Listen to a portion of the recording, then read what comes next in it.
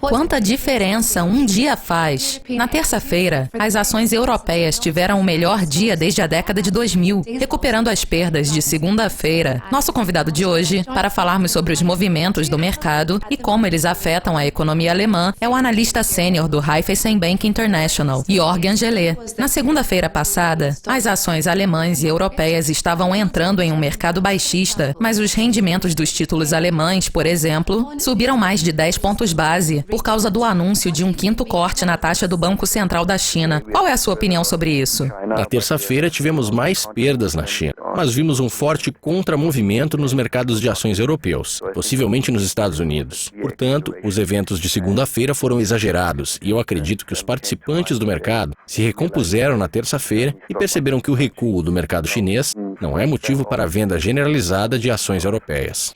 Nós esperávamos que o indicador IFO alemão fosse o foco principal, mas ele superou as expectativas em função do impulso do sentimento em agosto. Entretanto, o investimento de capital caiu 0,4%. Qual foi a sua leitura desse relatório? O índice IFO é um sinal de que a economia alemã não está passando por um boom, mas está se desenvolvendo a um ritmo constante. Os temores de uma forte queda para a economia alemã gerados pelas exportações baixas, por exemplo, foram superados e o IFO deveria lembrar aos céticos que isso não é o fim do mundo.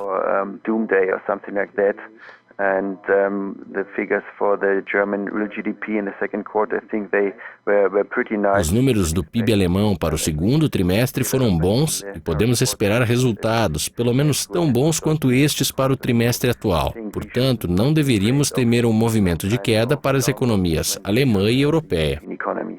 Os recentes dados alemães têm sido inconsistentes de certa forma. Na semana passada, Angela Merkel parecia preocupada com a situação na China e até comentou sobre o assunto, mas disse que estava confiante de que os funcionários do governo fariam o que fosse necessário.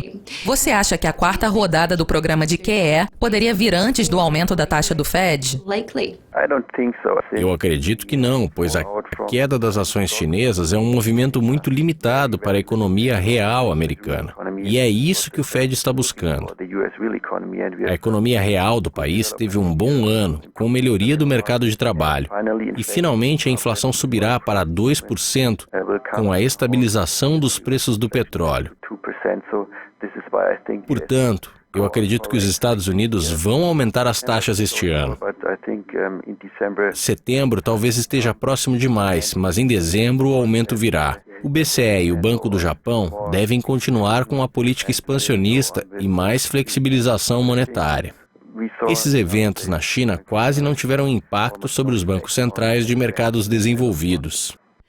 A chamada Black Monday foi um dia interessante para a moeda única, que por um breve período de tempo alcançou o status de porto seguro. Após as notícias do Banco Central chinês, o par euro-dólar caiu abaixo de 1,1456. Quais serão os principais níveis no futuro? Considerando um aumento da taxa nos Estados Unidos este ano e a continuação da política expansionista do BCE, nossa previsão de queda para o par euro-dólar continua a mesma, de cerca de 1,05 no final do ano.